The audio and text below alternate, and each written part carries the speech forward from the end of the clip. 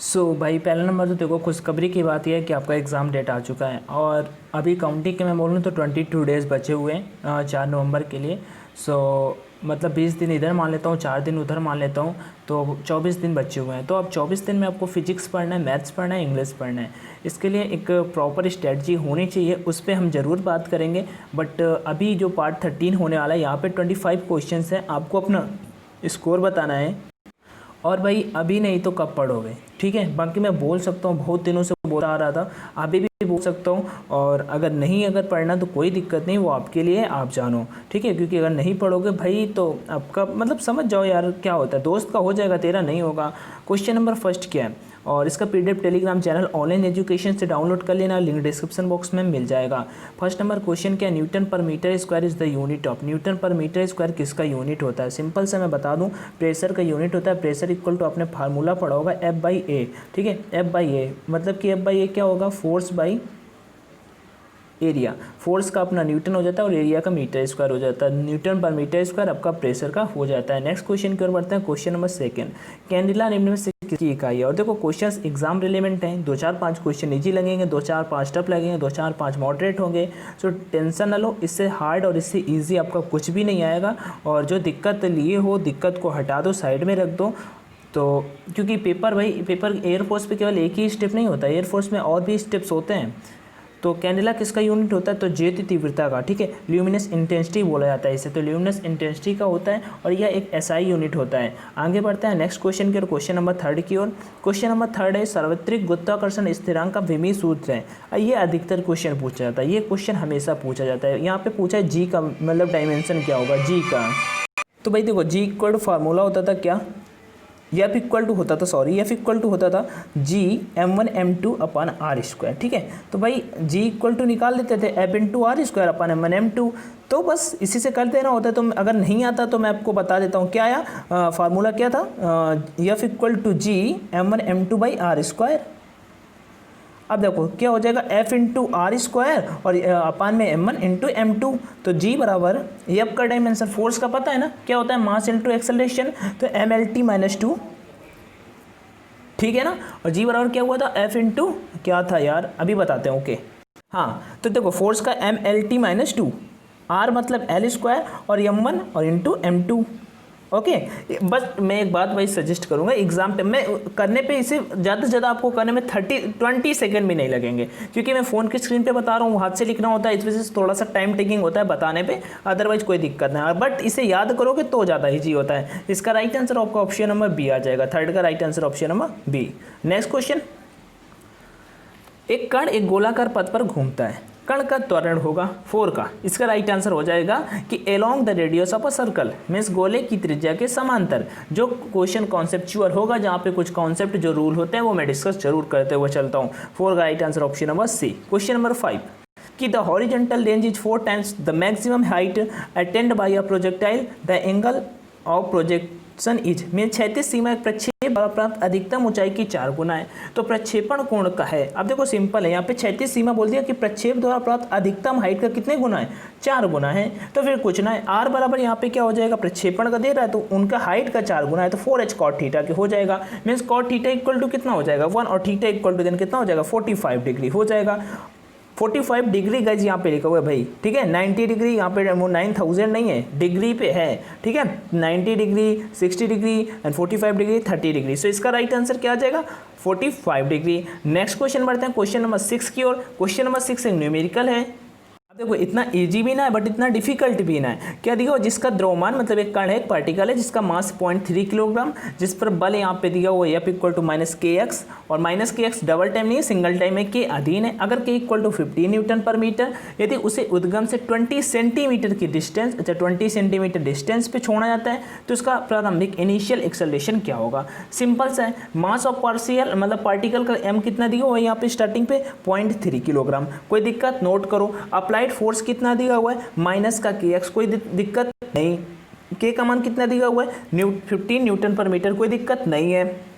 Distance कितनी दी हुई है 20 सेंटीमीटर पे से मीटर पे कन्वर्ट कर देंगे 0.2 मीटर आ जाएगा। इतना कॉपी पे नोट डाउन किए भाई, अच्छी बात है। अब चलो मान लेते हैं let the acceleration of particle A, मतलब कि एक्सेलरेशन तो वैसे भी ए होता है तो हम उसे पुट कर लेते हैं कि ए होता है using the Newton second law. अभी न्यूटन का सेकेंड लॉ लगा देते हैं तो क्या होता है F equal to m a, F equal to m a, और पे हम इसे लिख सकते हैं कि के इक्वल टू एम ए, के इक्वल टू एम ए, बस दोनों के इक्वल कर देना और वैल्यू जाके पुट कर देनी है। तो क्या हो जाएगा माइनस का 15 इंटू 0.2 बराबर 0.3 इंटू ए, 0.3 इंटू ए। बस इसे आपको सॉल्व कर देना है, कोई दिक्कत नहीं है। और पे अगर हम इसे सॉल्व भी करेंगे तो 15 दूनी 30 आ जाएगा पॉइंट पे, मतलब ए का जो वैल्यू आ जाएगा minus a equal to minus का 3 अपॉन 0.3, बस इसे सॉल्व कर देना है। तो ये देखो यहाँ से पॉइंट हटेगा, ऊपर 30 हो जाएगा और ए इक्वल टू 30 मतलब 10 आ जाएगा। ए मतलब 3 टी जा 10, 3 10 जा 10, तो ए इक्वल टू 10 न्यूटन मीटर पर सेकेंड स्क्वायर। ठीक है, सो राइट आंसर आपका ऑप्शन नंबर कौन सा होगा, बी नंबर हो जाएगा। कोई दिक्कत नहीं हुई ना। Okay, next question.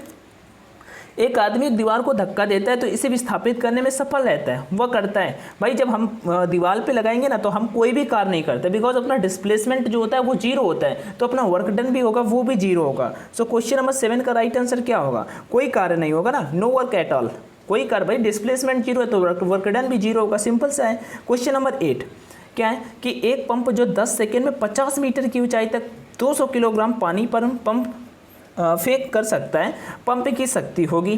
Question number 8 difficult ना है, यहाँ पे बस आपको थोड़ा सा फार्मूला पता होना चाहिए। पंप की शक्ति पूछा है, देखो P बराबर W अपन टी, फार्मूला पता है। W बराबर जबकि क्या होता है mgh अपन टी, mgh अपन टी। अब वैल्यूज देखो दी हुई है यहाँ पे, T 10 सेकेंड है, हाइट 50 मीटर, G का मान 10 होता ही है और M का मान 200 किलोग्राम दिया हुआ है। बस इससे जाके यहाँ पे पुट कर देना है। तो देखो M 200, G 10, H 50 अपन T 10, बस काट दिया, 2 पंचे 10 और यहाँ पे जाके कितना 2 पंचे 10, मतलब कि राइट आंसर आपका ऑप्शन नंबर ए हो जाएगा। 8 का right answer option number A.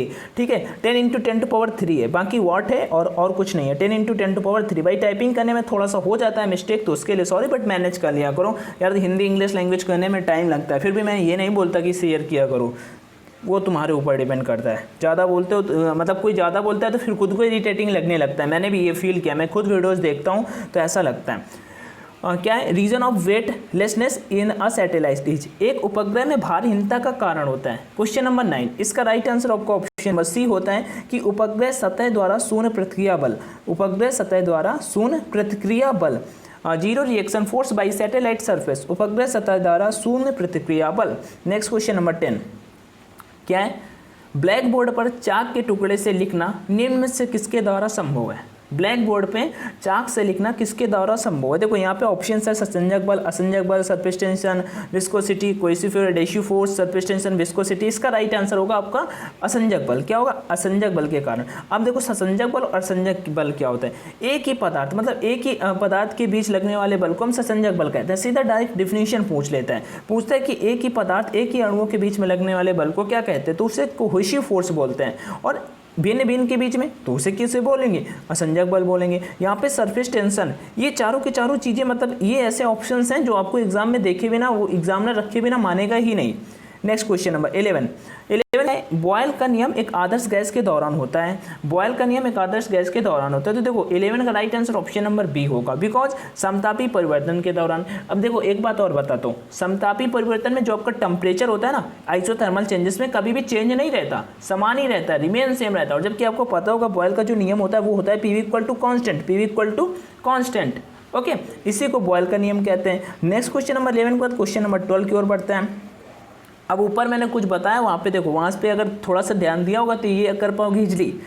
समतापी प्रक्रम के लिए कौन सा कथन गलत है, क्वेश्चन नंबर 12। तो इसका राइट आंसर हो जाएगा ऑप्शन नंबर सी, ऊर्जा का कोई आदान प्रदान नहीं होता। लाइक ये आपने पढ़ा होगा ऊर्जा संरक्षण का नियम, ठीक है, तो वही यहाँ पे है। जबकि यहाँ पे ये रॉन्ग है, यहाँ पे पूछा है कि समतापी प्रक्रम के लिए कौन सा कथन गलत है, तो ये गलत है, बाकी सभी के सभी राइट है। मतलब ऑप्शन नंबर ए राइट है कि तापमान कांस्टेंट रहता है, अभी ऊपर पढ़ के आया ना, आंतरिक ऊर्जा स्थिर रहती है, इंटरनल एनर्जी कांस्टेंट, और ए भी सही है, मतलब कि डी वाला तो रॉन्ग होना ही, मतलब सी वाला तो रॉन्ग होना ही था। नेक्स्ट क्वेश्चन नंबर 13 की ओर बढ़ते हैं। सोनार कौन सी तरंगों का उत्सर्जन करता है। तो देखो सोनार का पहले काम क्या होता है, तो सीज में, समुद्रों में किसी भी ऑब्जेक्ट को डिटेक्ट करने के लिए इसका यूज करते हैं। किसी भी मतलब समुद्री वस्तु में, मतलब किसी भी खोई हुई वस्तुओं का पता लगाने के लिए मान लो। और ये मतलब कौन सी तरंगों को उत्सर्जित करता है, तो अल्ट्रासोनिक वेव्स को उत्सर्जित करता है। क्वेश्चन नंबर 14 फिर से एक न्यूमेरिकल बात ना करते हैं, न्यूमेरिकल है तो क्या है यहाँ पे 14 पे 0.25 किलोग्राम द्रव्यमान की एक गेंद इतने मीटर 1.96 मीटर लंबाई के एक तार के अंत में जुड़ी हुई है और क्षैतिज चक्रपथ में चलती है। यदि तनाव इतने न्यूटन से अधिक तो तार टूट जाएगा। अधिकतम गति कितनी हो सकती है जिसके साथ गेंद चल सकती है। इंग्लिश वाले भाई एक बार फिर से आप पढ़ लो, पढ़ लिया, ठीक है। अभी चलते हैं नीचे, यहाँ पे आ गए क्वेश्चन 14। अब देखो कैसे करना है, आपको फार्मूला बताओ। यहाँ पे अधिकतम गति में फोर्स पूछ रहा है, आपने फार्मूला पढ़ा होगा F = mv²/r, ठीक है। अब केंद्रीय बल वाला वही फार्मूला सेंटर की ओर, क्योंकि फोर्स लग रहा है तो F = mv²/r। इसी में वैल्यू जाके आपको पुट कर देनी। जहाँ पे आपका T मीन्स F का वैल्यू दिया हुआ है कितना 25, यहाँ पे देखो 25 न्यूटन दिया हुआ है ना, तो 25 न्यूटन यहाँ पे, तो बस जाके वैल्यू पुट कर देना। F = m का मान देखो ऊपर दिया हुआ था, m का मान 25 किलोग्राम 0.25 किलोग्राम और v का मान 1.96, ठीक है। कोई दिक्कत आई नहीं ना, तो देखो मैं बताता हूँ यहाँ पे क्या हो जाएगा। 25 बराबर v का मान अच्छा फाइंड आउट करना है 0.25 × v²/r। डिस्टेंस कितना था 1.96। भाई अभी से दिक्कत होगा क्या आपको सॉल्व करने में? आई थिंक कोई दिक्कत नहीं होगा। 25 तो इधर दिया ही हुआ है, तो आई थिंक यहाँ पे दशमलव से दशमलव हटा दो, ठीक है। 25 से 25 काट दो, ये 196 आई थिंक इधर उठ के आ जाएगा, और जो 14 का वर्ग होता है कर पाए ना, खत्म हुआ काम खत्म। चलो आगे बढ़ते हैं। क्वेश्चन नंबर 15 जाने से पहले मैं आपको कुछ बता देता हूँ, फिर 15 की ओर बढ़ते हैं। देखो भाई अभी आज का आपका एग्ज़ाम आ गया है क्लोज, ठीक है। 20 डेज बचे हुए हैं और 140 रुपये आई थिंक आपके लिए कुछ भी नहीं होते। आपके लिए क्या मेन मतलब सभी के लिए बहुत होते हैं, बट अगर आप पढ़ाई पे इन्वेस्ट करते हो, पढ़ाई पे लगाते हो तो कुछ भी ज़्यादा नहीं होते, ठीक है। मैं रिकमेंड करूँगा कि आप ऑनलाइन एग्ज़ाम लगाओ, ऑनलाइन टेस्ट लगाओ, बिकॉज ऑनलाइन लगाने से आपको फ़ायदा ये होगा कि आप खुद को जान पाओगे कि अभी आप कहाँ पर स्टैंड करते हो, और आपकी प्रिपरेशन मीन्स चेक करने को मिल जाएगा। बाकी और कुछ अभी आपको एग्ज़ाम रिलेवेंट ही पढ़ना है, आउट ऑफ एग्ज़ाम आप out of syllabus out of exam पढ़ना बंद कर दो। कुछ भी अभी उठा के नहीं पढ़ना है, वही चीज़ पढ़ना है जो आपके एग्ज़ाम के लिए परफेक्ट हो। और यहाँ पे है क्या, लाखों स्टूडेंट टेस्ट लगाते हैं, अपना स्कोर देखो, अपनी रैंक जानो। जो दिक्कत आ रहा हो कमेंट सेक्शन में कमेंट करके बताओ, ठीक है। इसका प्राइस अंशु भाई कितना होगा, कैसे बाई करेंगे? देखो परीक्षा नाम की एप्लीकेशन आपको इंस्टॉल करनी पड़ेगी। वहाँ पर आप जाओगे, कूपन कोड मतलब टेस्ट सेक्शन में बाई करने के लिए, तो वहाँ पर कूपन कोड का ऑप्शन आएगा। एक्स ग्रुप के लिए 40 टेस्ट मिल जाते हैं। कितने? 40 टेस्ट। ऑफलाइन में 40 टेस्ट कभी मिलेंगे 140 रुपये में? नहीं मिलेंगे। वाई के 40 टेस्ट मिल जाते हैं, और उसके बाद एक्स वाई के भी 40 टेस्ट मिल जाते हैं। Online D50 coupon code use कर लेना बाई करते समय, और कोई दिक्कत आए तो कमेंट सेक्शन में आस्क कर लेना कमेंट करके, ठीक है। और इसका बाई करने समय कूपन कोड का ऑप्शन आएगा, तो ऑनलाइन D50 डाल देना, जिससे 50% का डिस्काउंट मिल जाएगा। चलो चलते हैं अपने क्वेश्चन की ओर। 15 नंबर क्वेश्चन यहाँ पे दिया हुआ है। दो प्लेटें इतने सेंटीमीटर दूरी से अलग अलग हैं, उनके बीच 10 वोल्ट का एक विभवांतर प्रयुक्त किया जाता है, ठीक है। और प्लेटों के बीच विद्युत क्षेत्र होगा। तो कुछ देखो दिक्कत ना, बिल्कुल सिंपल सा है। विद्युत क्षेत्र का बस आपको फार्मूला तो पता होना चाहिए ना। तो फार्मूला पता है क्या होता है? E = V/D, E = V/D, ये फार्मूला होता है। V और D का वैल्यू यहाँ पे दिया हुआ है। V का वैल्यू कितना दिया हुआ है? 10 दिया हुआ है, और D का वैल्यू यहाँ पे कितना दिया हुआ है? 2 सेंटीमीटर में। सेंटीमीटर में है तो मीटर में बना लेंगे, तो चलो कर लेते हैं। V का मान 10 और 2 × 10⁻², 2 × 10⁻²।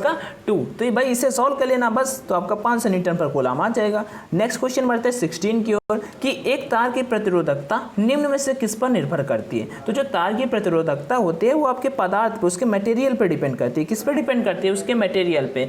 Resistivity depends only on the material of the conductor. Okay, so right answer इस क्वेश्चन का option number D.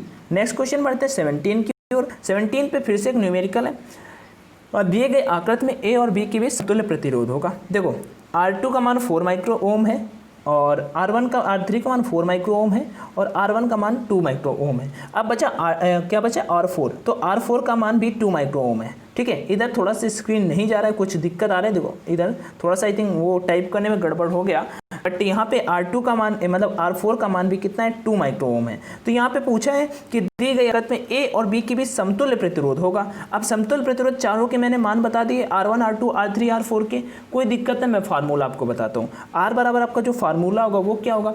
R1 + R2 R3, R2 R3 अपान R2 + R3, R2 + R3 + R4 + R4। भाई मैंने मान आपको बता दिया ना, फार्मूला बता दिया, अब इससे ज़्यादा कुछ और कुछ नहीं ना, इससे ज़्यादा कुछ नहीं आपका आ जाएगा। इससे आंसर भी चलो मैं बता देता हूँ, 17 का जो राइट आंसर आपका आएगा वो आएगा ऑप्शन नंबर बी, 6 ओम। नहीं आए तो बताना, मैं सॉल्व करके अपने टेलीग्राम चैनल ऑनलाइन एजुकेशन पे या अंशु सिंह के नाम से जो चैट ग्रुप है वहाँ पे आपको इसका सॉल्यूशन फॉरवर्ड कर दूंगा। ओके। 18 नंबर, चुंबकीय क्षेत्र निर्मित से किसके द्वारा निर्मित किया जा सकता है? एक गतिशील मतलब a moving charge, a changing electric field, या A and B both. So question number 18 का राइट आंसर आपका ऑप्शन नंबर डी हो जाएगा। Moving charge, a charging electric field, both के द्वारा ये काम किया जा सकता है। मीन्स ऑप्शन नंबर 18 का right answer option number D. Next number question number 19, electron का विशिष्ट आवेश है। इलेक्ट्रॉन का विशिष्ट आवेश है तो सिंपल सा है 19 पे, इलेक्ट्रॉन का आपको E/m आपने पढ़ा ही होगा। E/m ये क्या होता है? E मतलब इलेक्ट्रॉन पे चार्ज और इलेक्ट्रॉन पे मास मतलब इलेक्ट्रॉन का द्रव्यमान, दोनों को निकाल देना होता है। तो क्या हो जाएगा 1.6 इंटू, तो E इक्वल टू फार्मूला क्या हो जाएगा? E/m मतलब इलेक्ट्रॉन का ऊपर चार्ज रख देंगे तो 1.6 इंटू 10⁻⁻19 कूलाम पे होता है, और नीचे इलेक्ट्रॉन का मास क्या होता है? 9.1 9.1 इंटू 10⁻31। इससे जाके आप सॉल्व कर लेना। कोई दिक्कत? आई थिंक कोई दिक्कत नहीं आएगा। इसका राइट आंसर आपका ऑप्शन नंबर सी आ जाएगा, 1.76 into 10⁻11। Okay, 1.76 into 10⁻11। Next question number 20 क्या है? वह प्रक्रिया जिसके द्वारा एक भारी नाभिक को हल्के नाभिक में विभाजित किया जाता है। अब देखो, भारी को हल्के में विभाजित करने के लिए न्यूक्लियर फिजन का यूज किया जाता है, जिसे हम नाभिक विखंडन बोलते हैं। सो राइट आंसर आपका ऑप्शन नंबर ए हो जाएगा। ठीक है, मतलब भारी नाभिक को छोटे छोटे नाभिकों में विभाजित करने की प्रक्रिया आपकी क्या कहलाती है? नाभिकीय विखंडन। 21 नंबर, किसका प्रतीक है यहाँ पे? ये किसका प्रतीक है? सो ये आपका प्रतीक है किसका? ए एंड और नॉट किसका प्रतीक है? बता भाई, हो गया option number B, NOR gate का। किसका? नॉर गेट का। 22 का आंसर आप सभी बता सकते हो कमेंट सेक्शन में कि ऑप्टिकल फाइबर में क्षीणन मुख्य रूप से निम्न के कारण होता है: अवशोषण, प्रकीर्णन, ना तो अवशोषण ना ही प्रकीर्णन। सो राइट आंसर जो भी हो कमेंट पे कमेंट करके बताना, मैं आपके आंसर का वेट करूंगा। And PDF Telegram channel online education से डाउनलोड कर लेना और परीक्षा पे टेस्ट लगाओ एंड अपना स्कोर जरूर बताओ। So thank you for watching the video. जय हिंद।